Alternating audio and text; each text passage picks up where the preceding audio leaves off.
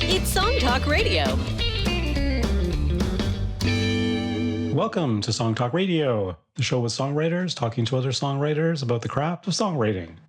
We share tips, tools, and techniques, and together we all become better at writing songs.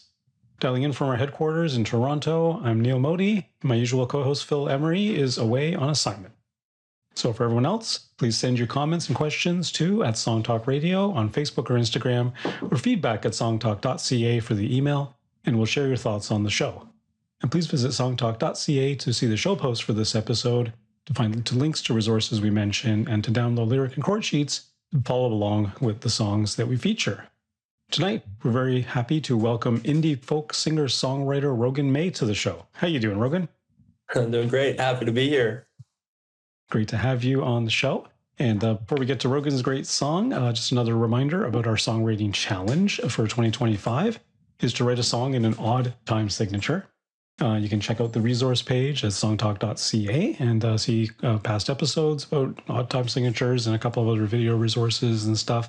And we're asking our listeners to please send in your answers to the challenge by November the 10th, 2025.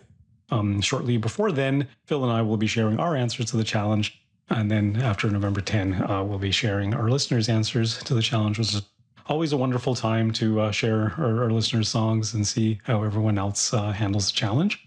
So send them in by November 10th to feedback@songtalk.ca. Include an MP3, a lyric sheet with the chords, ideally, and a little paragraph or two about your songwriting process and how you handled the challenge. We'll read your little narrative on the air and then play your song and talk about the song. So we're looking forward to challenge time coming up in a couple of months. Okay, on to the main event. Rogan Mei is an indie folk singer-songwriter based in Barrie, Ontario. His music blends northern storytelling, raw emotion, and a deep connection to nature, shaped by his background as a wildland firefighter and smoke jumper. Earlier this year, he recorded his upcoming EP, Dickie's Green Plaid Jacket, in the house he grew up in, capturing themes of nostalgia, longing, and northern living. Rogan performs both solo and with his band, bringing intimate songwriting and layered instrumentation to stages across Ontario, including the Horseshoe Tavern and Flying Monkeys. His recent single, Lefroy, has been resonating with listeners for its vivid imagery and emotional honesty, and he's continuing to carve out a place in Canada's indie folk scene, heartfelt songs, and an authentic voice. So great to have you on the show, Rogan. Thanks, Neil. All right, so we're going to be talking about Rogan's song Lefroy. Is that what you pronounce it, Lefroy? I actually think it's pronounced Lefroy. Like, it's based on a painting by Lauren Harris. And when I originally saw the painting, I read it Lefroy. And so I wrote the song as Lefroy. And then I went to play the song last year at a friend's, kind of Canada Day party, and they're like, seems like that would be pronounced Lefroy, like it's French. And I was like it's French. Yeah. I was like, you are better at French than me. So I actually think the mountain is probably called Lefroy. But when I was writing it though as well, I think it's easier to sing as Lefroy. Halfway up a Lefroy versus halfway up a Lefroy. Is a little bit more like you're hitting up against something, you know? Yeah, well, because with Lefroy, you're putting the emphasis on Lee. Yeah. But with Lefroy, you're putting the emphasis on Froy. So it really depends how you're gonna. Yeah. Unless you want to rejig your melody, it's gonna put the emphasis on the wrong level. So it's just one of those things now where I sing it one way, but I call the title something else. So yeah. Well, we have the same thing here in Toronto. I don't know if you're aware of the song Spadina Bus. It was by the There was a song way back. I was in high school at the time, and it hit the airwaves and stuff. And then later on, heading 25 years later, you hear it's supposed to be pronounced Spadina, not Spadina. But oh, really? Is it called Spadina? That's what I've heard. Wow. I don't know what the truth is, honestly. I've been calling it Spadina since I was born. So exactly. Right. I grew up on Spadina, so I didn't grow up on Spadina, but I grew up with Spadina. Yeah. So I'm that's how I pronounce it. So whatever. Okay, so let's take a listen to Rogan Mei's song Lefroy or Lefroy. And remember, you can find the lyric sheet on the show post at songtalk.ca to follow along. Let's have a listen.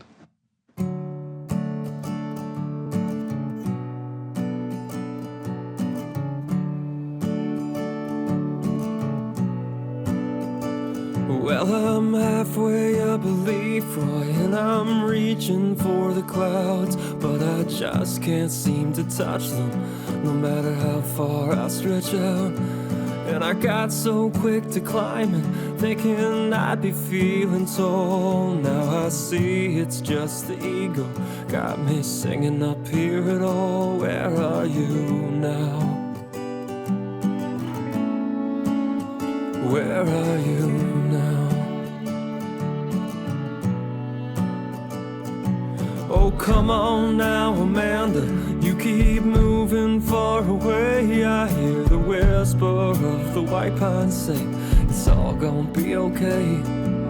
You're safe but never sorry. Sometimes sorry is okay. Sometimes sorry wakes us in the night to shake our crooked ways. Where are you now?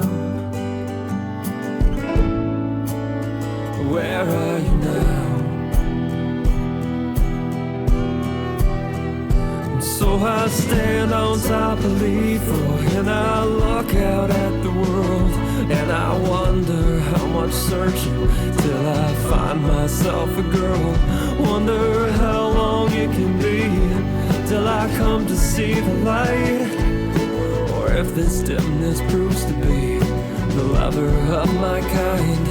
I gotta pass some legislation, goddamn right here tonight, to build back up the timber, restoration of my life. Where are you now? Where are you now? Where are you now? Where are you now?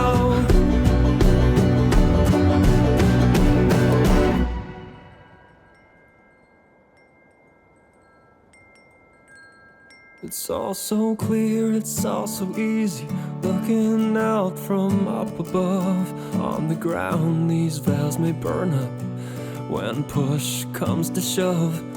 But there's a shout deep in my soul, and from my lungs it splits. I feel the bone chill of the evening off the stones now seeping in. And it just seems kinda silly, but I was thinking of my health. Under some sweet cheap impression, might climb up and find myself. Where are you now? Where are you now? Great song, Rogan. There's a lot of things I really like about this song. The nice simple chord structure and melodies, and I really love the way the "Where Are You Now" hook comes in, because you changed it melodically there. I think you introduced one more chord in the middle of that that refrain section, and it's really nicely put together. You want to talk a little bit about where this song came from? So this song is based on a painting by Lauren Harris, who's, if you're Canadian, Lauren Harris is one of the group of 7, which is like the most famous group of painters in Canadian history. Just happened to be that way. I was at the McMichael Art Gallery, which is an art gallery in Kleinburg, where the group of 7 is actually buried, which is pretty cool. And so they have this cool art gallery of all their stuff, and there's like a ton of a land that they own, so you can actually like go bike riding or something behind this art gallery. And I was there with my mom. This was probably this was a few years ago now, and it was actually her anniversary of her heart transplant. It was like her 13th or 14th year, and we like to go like see art together sometimes to connect and stuff. We both always like visual art.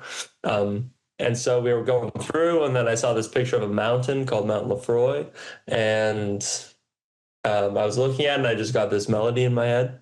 And it was the first lines. I'm halfway up Lefroy, da da da da da da da. And then that's where it started. And then I went home, and the next couple days I like just kind of got obsessed with this different ideas and lyrically, like really just started writing, like vomiting out all these lyrics. So I had like a few pages of lyrics that I then had to like compile down and figure figure out how it was going to like make sense in a way.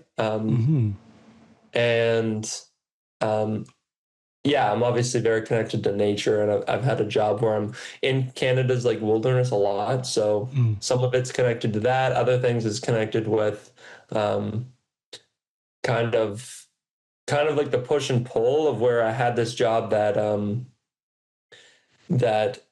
I was like passionate about, but it also like took me away from my family and all my friends and like kind of a normal life, because it's really not, being like a wildlife firefighter is really not a very normal um, job, and doesn't lean towards like normal things you'd have in your life, because you kind of get a call and then you might be away for weeks and stuff. So I feel like I had a lot of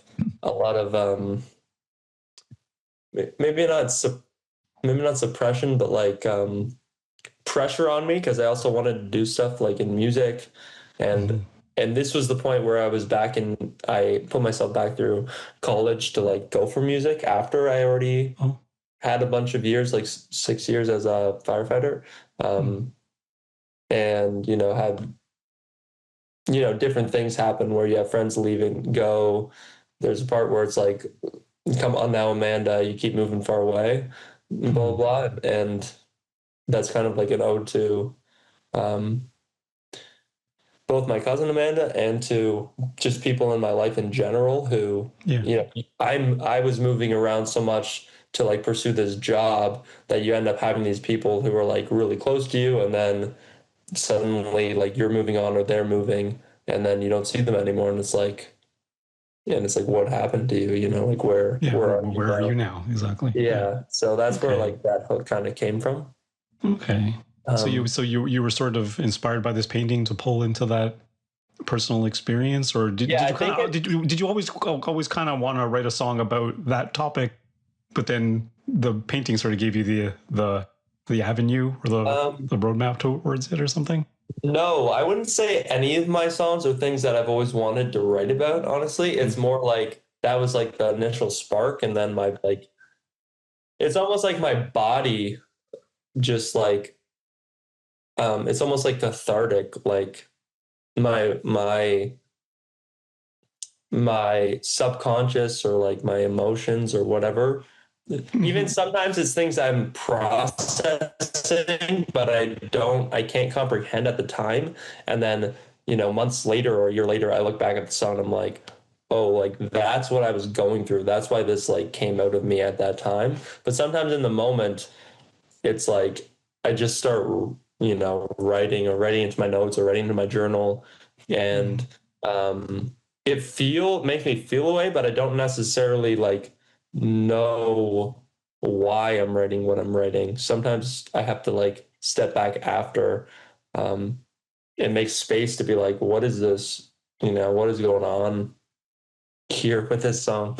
Yeah. Like I think you were saying a minute ago about it. You need to sort of write pages and pages of stuff and then try and make sense of it.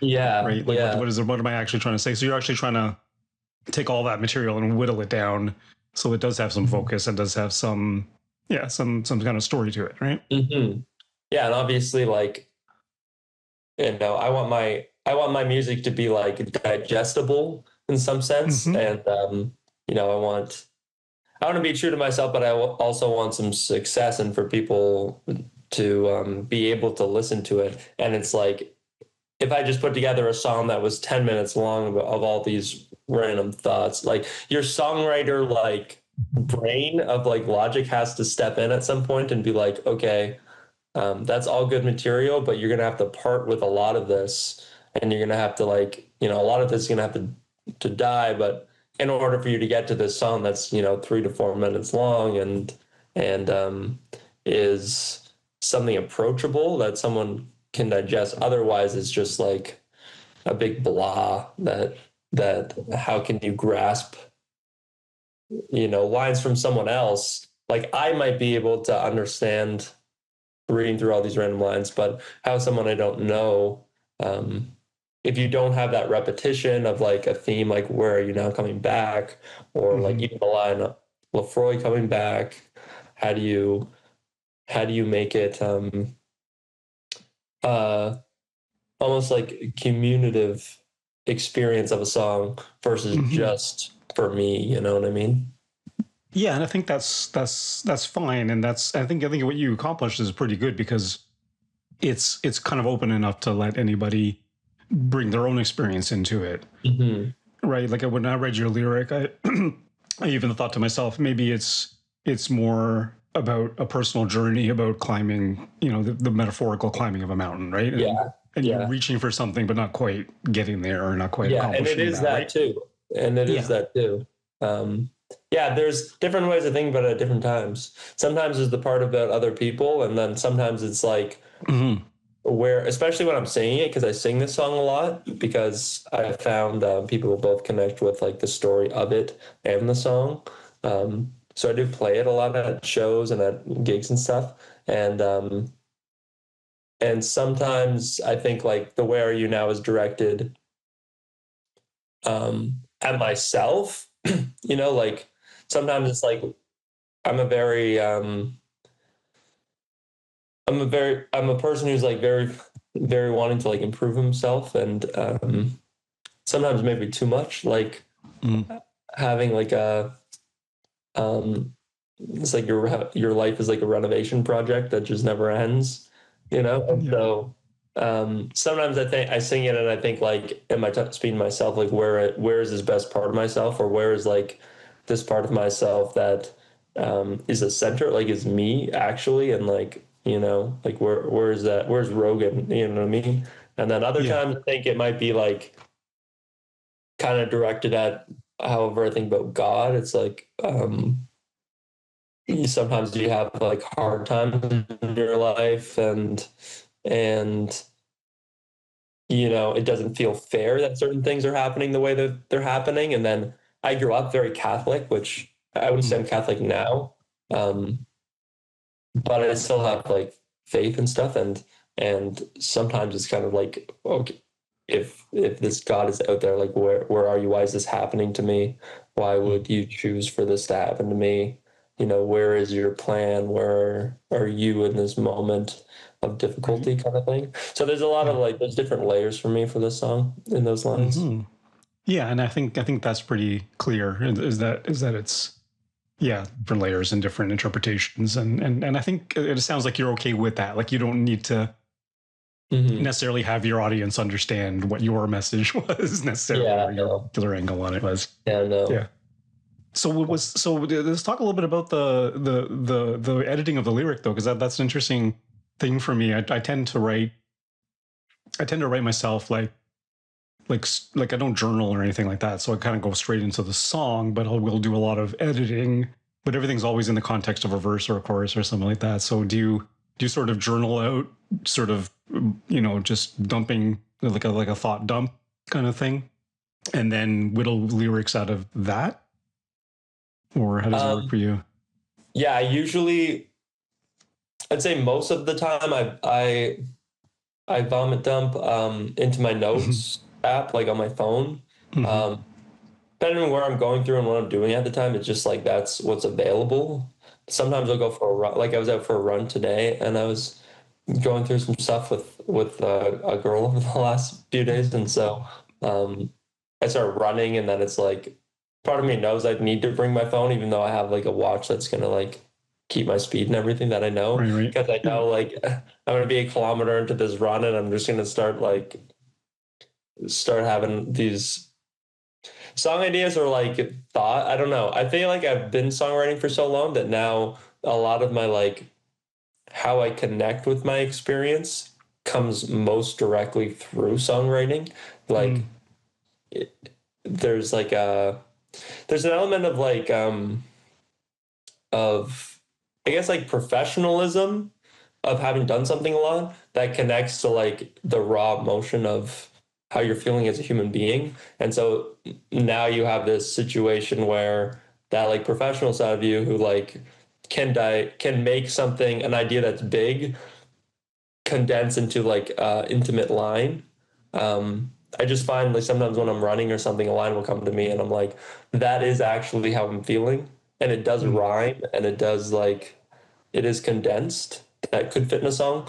But even if I wasn't a songwriter, this is like a way to say how I'm feeling that I connect with.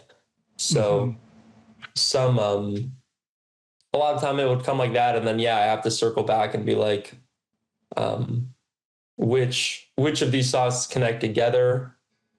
Um, where is the chorus and all this? Like what is the part of this that um I feel needs the focus? Yeah. And what will other people connect with? Or um mo mostly though, I just want it to be, I don't know, a good song. My whatever in my head is like considered a good song. But Yeah. No, I think you just yeah. feel your way through that, right? But I think, you know, the central Yeah. refrain, because you don't really, you don't, you've labeled it a chorus on your chorus sheet, but it's kind of another verse. It's maybe a little bit longer, but it still has that Yeah. it still has that refrain section of the "Where are you now?" Right? Like you might, if you, Yeah. I kind of feel like Yeah. if I heard this song like on Spotify in the background and didn't know what it was called, I might have just called it "Where are you now?" because that's the most repeated lyric and Yeah, the that's most and the central hook, right? yeah, So yeah. there's always that sort of thing. I But tend to think of the I tend to think of the chorus as like the build part where it's like yeah, when the so I'm halfway up a leap when that comes around a second time, that's what I tend to think of as the chorus. But yeah, it is kind of a weird song structure. And yeah. um Well, it was yeah. in part because I had so many lyrics. And then this song was actually structured very differently originally, and it was much Oh yeah. longer. It was like 4.5 minutes. Oh And then last year I submitted it. I sang and played with the Canadian Musicians Cooperative, um, which has a base in Barrie, but it's like across Canada. And I'm playing with them okay. again this year. This year is just called the show's called Bards to Beaches. But last year I entered a bunch of my songs, and then this song got chosen. But the artistic director ultimately gets to decide what goes on with every song and how it's going to be. Um, and so I was like, okay, screw it. Like I might as well let them just like, it's better for my son to be involved in some part. And then during the rehearsal process, they're like, this is too long. And the energy is different than we want it to be for this thing. We want it to be a lower energy and blah, blah, blah. And we need it to be this amount of time because of the time constraint we have on the whole show and the other songs that we have. And so it ended up getting reworked. And that's when that build to the cutoff, that actually wasn't part of the original song. And it got built into the song because of this person named Fura, who's an artist. She's more of like a punk artist who was the artistic director of the show at the time. Every year changes.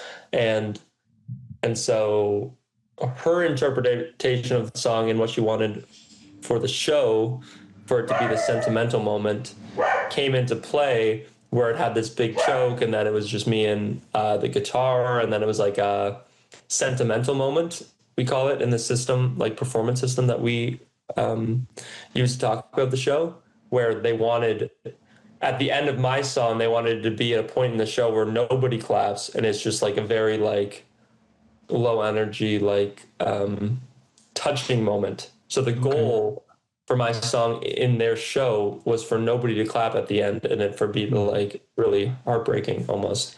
And Okay. so that's when that build and stuff happened. And then after that, I kind of liked the way it worked. And so I reworked it a little bit and took into what they wanted.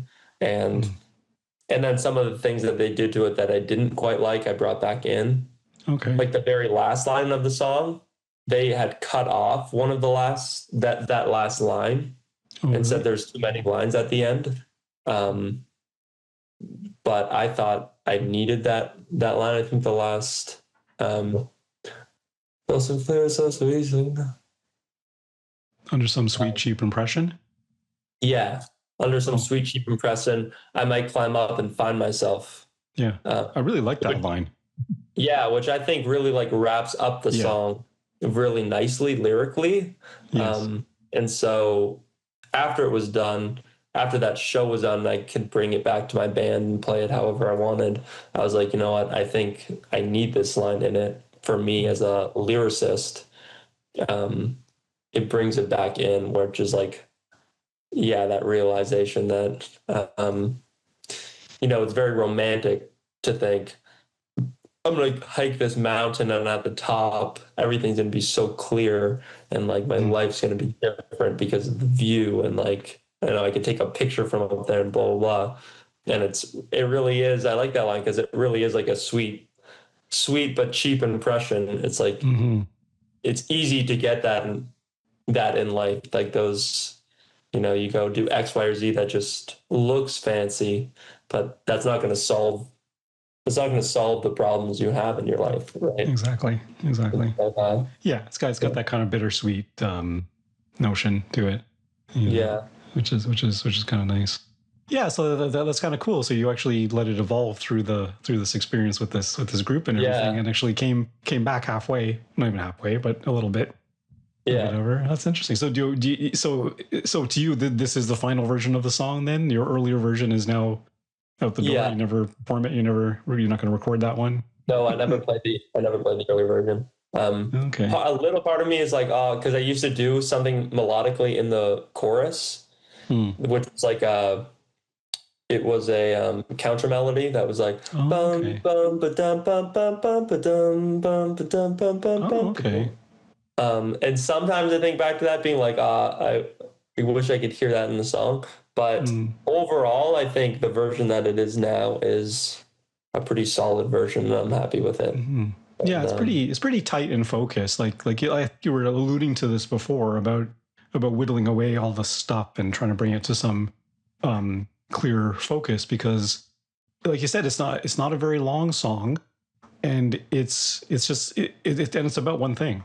You're not meandering in your story. Your everything is pretty focused and clear about what it's about, and that's all that's in there. And if you've got some neat melody that you came up with, which is fine, you could recycle that into another song later on. Yeah, maybe I will. Yeah, which is because that's always a thing. I think especially as you mature as a songwriter, it kind of becomes I don't know about easier, but it becomes more evident that you don't need to say everything. You don't need to include everything. Yeah. You don't need to throw everything at the wall and hope that some of it sticks. May as well just go with quality rather than quantity, right? Yeah. So what genre do you like is kind of, would you say is your genre, or like I don't know your music, so I'm not really sure. Yeah, happy to share my stuff with you, but I'm kind of all over the place. I'm a rock guy at heart. I play in an indie folk rock band, and I'm a rock drummer completely. Okay. Right. That's my first musical love is drumming. But I play keyboard and I have one album on Spotify and stuff that's sort of I called it progressive electro pop, because I was playing around with it was pop songs, but I was playing around with odd time signatures, so everything's kind of funky that way. But I've done sort of typical singer-songwriter. I've written rock songs for my band. I've written electro pop stuff, even a little bit of classical overlapping and stuff. So I'm kind of all over the place. I'm not. Would you say you're like a musician's musician, or are you more of like a singer-songwriter? I'm a musician's musician, I think, more so, even though I'm not that great of a musician, Yeah. I bet you probably are, but no, by your modesty. Really, I get by, but like you're just saying, like you don't have to, throw everything and be virtuoso really necessarily. That's the thing. Like your song is what, 2 chords and a third one sort of in the middle there somewhere. It's basically 2 chords. Yeah, there's not many chords in it. There's maybe like 4 or 5 chords. There's 1 or 2 passing chords that you might not pick up on the first person. Yeah. The passing chords. There's really hardly any sounds. It's more just about this song's mainly about the lyrics, and then Yes. and then yeah, kind of that build and that I don't know, inner tension or whatever, the emotion of the inner tension, which is this typical of your kind of songwriting style, where the lyrics are a little bit abstract and the music part of it is pretty simple, and that's sort of a, I mean, it's sort of a folk, it is a folk tradition, even though this is clearly a modern song as such. It's contemporary folk. Yeah. On this project, I would say yes. It's not super. I wouldn't say it's super complicated. There's a few songs that have like more chords and stuff, or a song that's a little more rocky and stuff. But the thing is, I have good players in my band that can do musically interesting things. Right. I have a violinist who goes by Saint Shepherd, and Jacob Diamond is my lead guitarist, who's like, he's truly a musician. That guy's like, he can play so many instruments like very well, and teaches and everything. And then I just have good musicians, and so even though most of these songs I wrote on my own and they all of my songs that I play that can stand alone with just an acoustic guitar and vocal, because that's what I play a lot of the time at solo gigs. Right. If I want to up the musicality, like per square inch of a song, it's like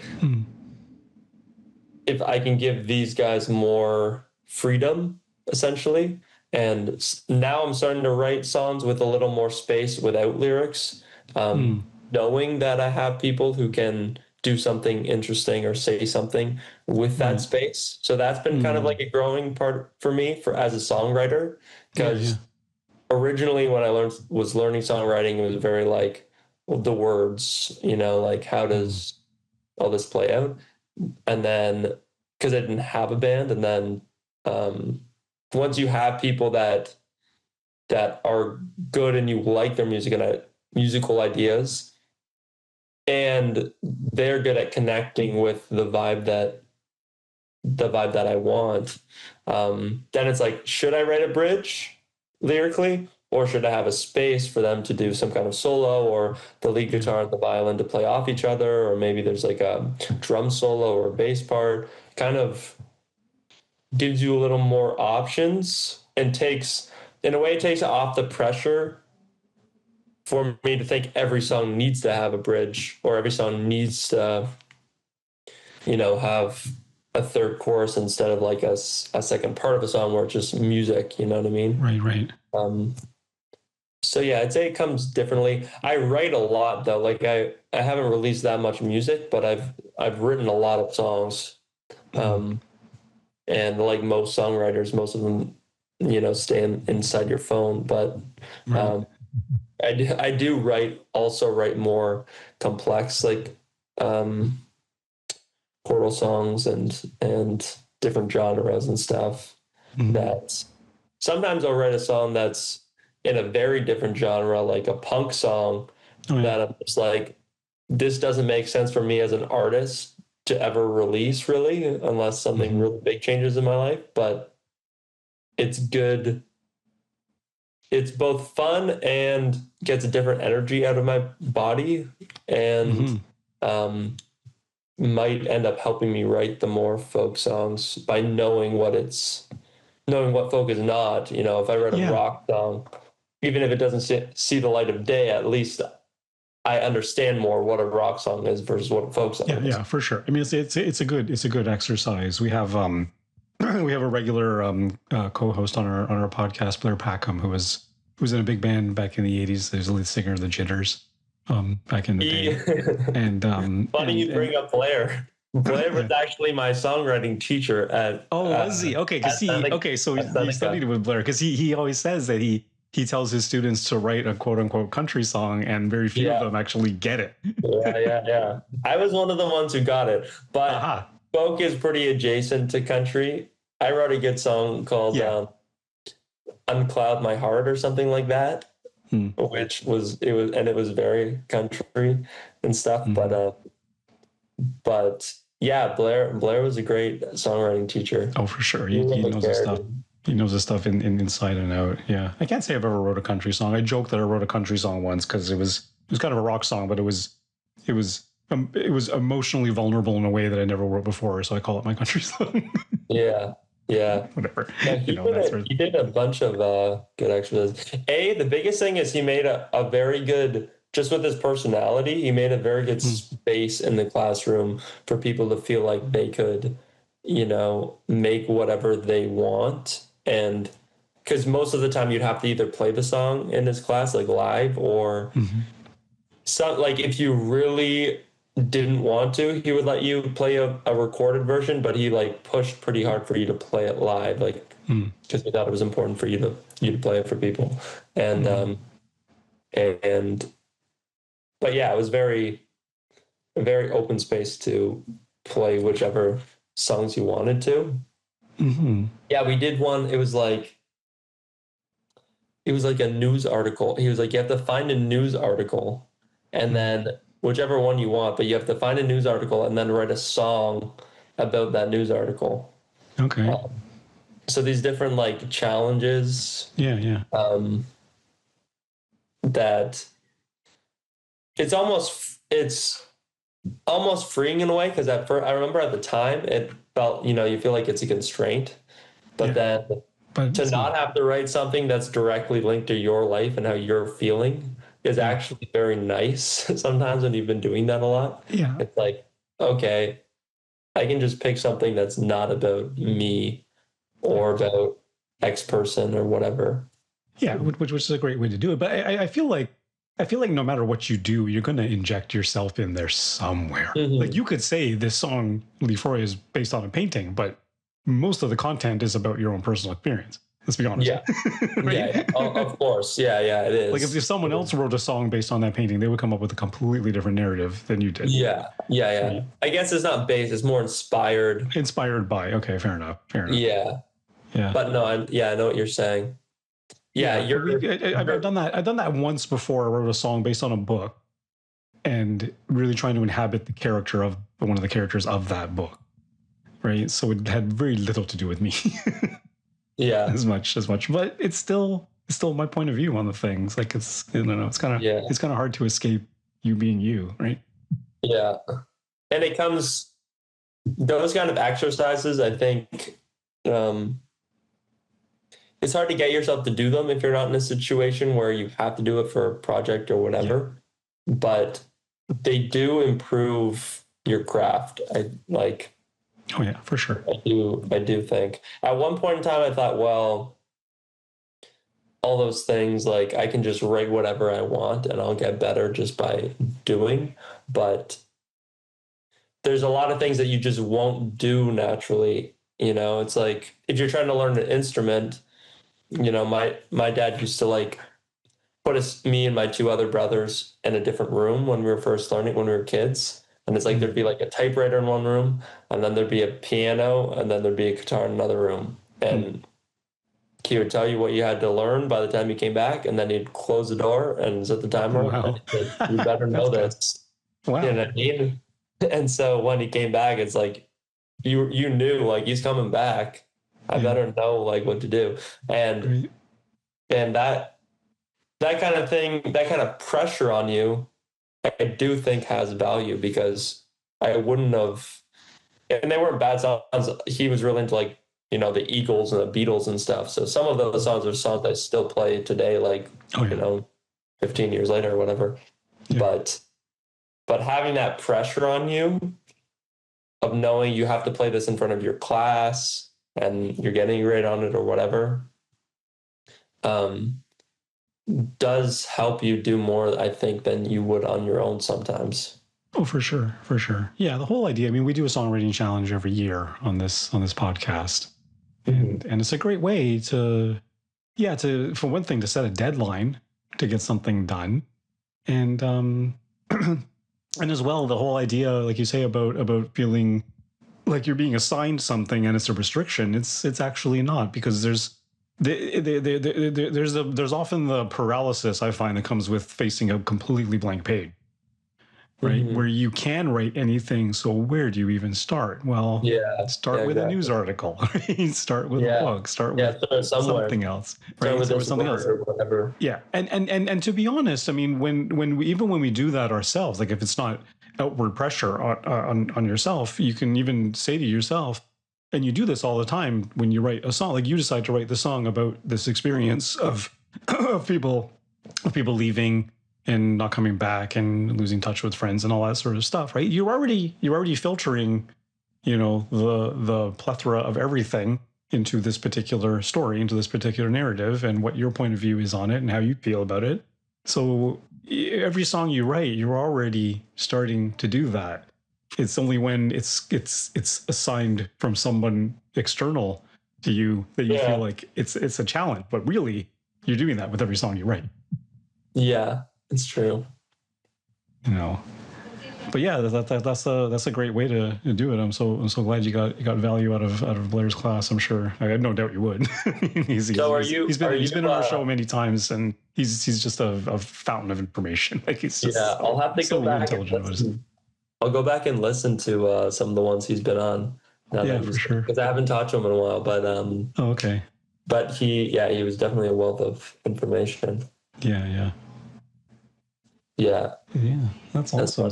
Funny. So is this song then out on streaming and all that sort of stuff now, or? Yeah, it came out about 5 or 6 weeks ago, and yeah, it's been good. We had a release party, and it's been well received. I'm actually working on a music video now for it. So. Oh, nice. Okay, is this your first music video, or you done before? The first legit music video, I think. Yeah. Okay. Yeah. Cool. Is the story of the video the same as the story of the song, or is it a completely different thing? It does take place on a trail, but okay. The idea I'm working with is I have this suit I bought for my brother's wedding. And the analogy behind the music video is going to be moving from materialism to nature and okay. less from that. So as I'm walking up this trail, I'm losing pieces of this suit. And then at the end I have more of a rugged, right. Yeah, so that's cool. I think. Yeah. Okay, look forward to seeing that. When that's when the video's done, you should send it our way, and we can include it on the show post when we do the show post for this episode. Sure, that would be great. We can always add it to the bottom of the post. It's easy to do, right? That'd be cool. Cool. All right, I'm here in the band, and I think that's about all the time we have on the show. This has been Song Talk Radio. Special thanks to Rogan Mei. So where can our listeners find out more about you and hear some more music? So on all streaming platforms, it's Rogan Mei, Rogan like Joe Rogan, and Mei, MEI. And then Instagram at Rogan Mei, TikTok, pretty much at Rogan Mei everywhere. My website's roganmei.com. Yeah. Awesome. Okay, we'll definitely put links to that in our show post for this episode. Of course, we want to hear from our listeners too, so please send your comments on Facebook or Instagram to @SongTalkRadio, or send us an email, feedback@songtalk.ca. And be sure to check out our YouTube channel for live performance videos and full episodes, and subscribe today to the Song Talk Radio podcast on your favorite podcast provider. And please support us at our Patreon page. You can visit songtalk.ca/support. Thank you to everyone who has supported us so far. And you can find links to all the products, books, and web services we mentioned on the show on our resources page on the website. And please join us at our next monthly Song Talk meetup. Whether you're in Toronto for our in-person meetups or anywhere in the world for our online meetups, it's free to join on Eventbrite and free to attend the meetup. Bring a song and a lyric sheet and get constructive feedback from other songwriters. Stop by songtalk.ca for the link. You can follow me at neilmodi.com. If Phil were here, he'd say follow him at philhemery.ca. And Rogan, what's your favorite social media platform? Where do you post the most? Probably Instagram at Rogan Mei, MEI. All right. Cool. Okay, so be sure to follow Rogan there on Instagram. And be sure to stop by the website, songtalk.ca, to browse past shows and find out how you can be a guest. Thanks for tuning in and keep on writing.